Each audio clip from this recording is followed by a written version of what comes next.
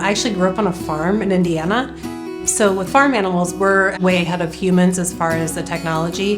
The biggest memory for me was that first time the vet was like, hey, do you want to help me and do this embryo flushing, look at these embryos for me. We had set up basically a little laboratory in our kitchen. That was the first time that I sat there and looked through a microscope at embryos. And it was just like, wow, this is cool. This is what I want to do.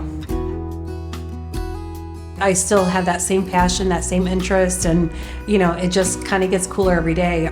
It's just really amazing to watch what can become of, those beautiful little cells in the incubator.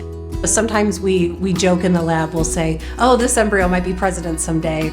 It's just cool stuff. I don't think it will ever get old. You could be making somebody's family and their dreams come true. Embryology is a very precise science. Everything is timed down to minutes and hours, and it's very much at stake. There's no room for error.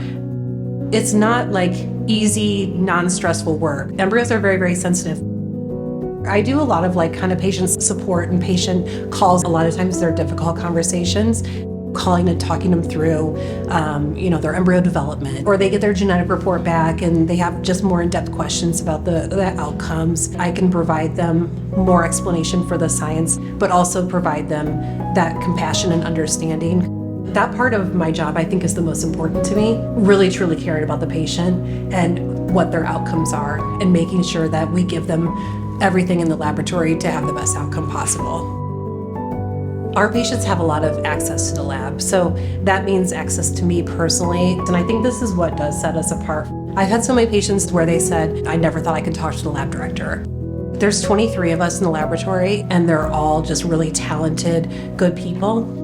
I work for an amazing group of doctors. This practice has been such a pleasure for me to work for, because I really do feel like everyone who's here is really just putting their all into it.